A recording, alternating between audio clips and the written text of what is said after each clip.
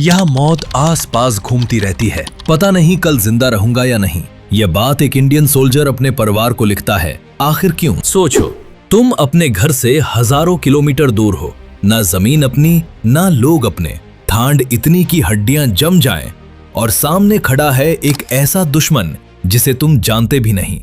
फिर भी तुम लड़ रहे हो, ना अपने देश के लिए ना अपनी आजादी के लिए, बल्कि एक ऐसे एम्पायर के लिए जो तुम्हें अपना भी नहीं मानता।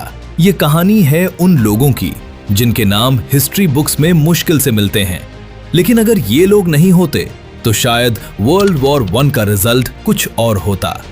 ये कहानी है इंडियन सोल्जर्स की जिन्हें दुनिया भूल गई। 1914 में जब वर्ल्ड वॉर 1 शुरू हुआ तब इंडिया एक आजाद देश नहीं था, बल्कि ब्रिटिश रूल के अंडर था। जैसे ही वॉर शुरू हुआ, ब्रिटिश ने बिना पूछे इंडिया को भी इस जंग का हिस्सा बना दिया। धीरे धीरे 13 लाख से ज्यादा इंडियन सोल्जर्स को अलग अलग फ्रंट्स पर भेज दिया गया। ये सिर्फ एक नंबर नहीं था, ये 13 लाख जिंदगियां थीं।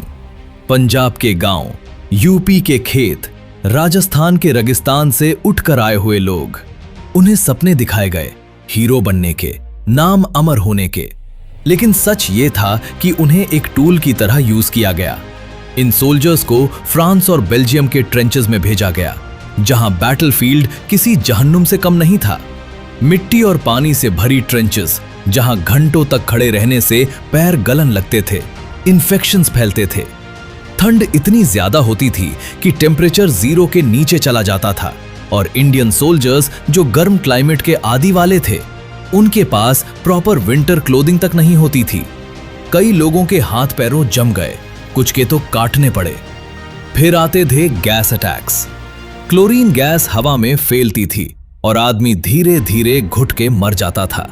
ना प्रॉपर मास्क ना ट्रेनिंग, सिर्फ एक चीज थी, दार। फिर भी इंडियन सोल्जर्स ने फ्रंट लाइन नहीं छोड़ी। सबसे ज्यादा दिल तोड़ने वाली चीज थी उनके लेटर्स। सोल्जर्स अपने घर वालों को चिट्ठियां लिखते थे, जहां वो अपनी असली हालत बताते थे। एक ने लिखा, यहां मौत आस पास घूमती रहती है, पता नहीं कल जिंदा रहूंगा या नहीं।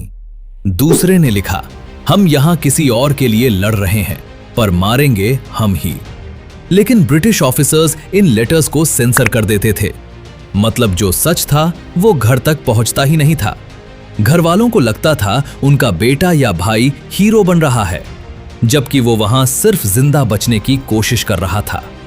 ये सिर्फ एक वॉर नहीं थी, ये एक साइलेंट सफरिंग थी। फिर भी अगर ब्रेवरी की बात करें तो इंडियन सोल्जर्स किसी से कम नहीं थे।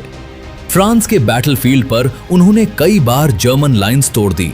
कुछ रेजिमेंट्स ने एक्सट्रीम फायरिंग के बीच अपनी पोजीशन होल्ड रखी, जब बाकी लोग पीछे हट रहे थे। कई इंडियन सोल्जर्स को मेडल्स मिले और कुछ को विक्टोरिया क्रॉस भी मिला, जो उस वक्त का सबसे बड़ा अवार्ड था। लेकिन प्रॉब्लम यह थी कि क्रेडिट अक्सर ब्रिटिश जनरल्स ले जाते थे। हिस्ट्री बुक्स में उनके नाम लिखे गए और इंडियन सोल्जर्स को बस एक छोटी सी मेंशन भी मुश्किल से मिली। यह कहानी सिर्फ यूरोप तक सीमित नहीं थी। इंडियन सोल्जर्स को मिडिल ईस्ट जैसे इराक, पैलेस्टाइन और इजिप्ट में भी भेजा गया। यहां कंडीशंस और भी खराब थीं। गर्मी एक्सट्रीम होती थी, पानी की कमी रहती थी और प्लानिंग लगभग 0 थी। मेसोपोटामिया कैंपेन में हजारों इंडियन सोल्जर्स सिर्फ गलत स्ट्रैटेजी की वजह से मर गए। ना प्रॉपर सप्लाईज थी, ना मेडिकल हेल्प। और जब ये सोल्जर्स वापस घर आए तो किसी ने उनसे ये तक नहीं पूछा कि उन्होंने क्या झेला। वॉर के बाद सबसे बड़ा सवाल ये था कि इतनी कुर्बानियों के बाद इंडिया को क्या मिला? आजादी नहीं मिली, रिस्पेक्ट नहीं मिला, इक्वल राइट्स भी नहीं मिले। ब्रिटिश ने बस एक चीज दी, इग्नोर कर देना। सोल्जर्स वापस आए, कुछ शारीरिक रूप से टूट चुके थे, कुछ मानसिक रूप से, लेकिन उनकी कहानियां धीरे धीरे कहीं खो गईं। ना उनका दर्द समझा गया, ना उनकी सैक्रिफाइस को पूरी तरह याद रखा गया। आज जब हम वर्ल्ड वॉर 1 के बारे में पढ़ते हैं, हम जनरल्स के नाम याद रखते हैं, बैटल्स के नाम याद रखते हैं, लेकिन उन 13 लाख इंडियन सोल्जर्स को भूल चुके हैं, जिन्होंने बिना किसी पर्सनल रीजन के अपनी जान दांव पर लगा दी। सोचो अगर तुम उनमें से एक होते, क्या तुम लड़ते एक ऐसे देश के लिए जो तुम्हारा भी नहीं था? ये कहानी सिर्फ हिस्ट्री नहीं है, ये एक रिमाइंडर है कि सबसे बड़ी कुर्बानियां अक्सर सबसे ज्यादा भुला दी जाती हैं। और अगर हमने इन्हें याद नहीं रखा तो शायद हम हिस्ट्री से कुछ भी नहीं सीख रहे।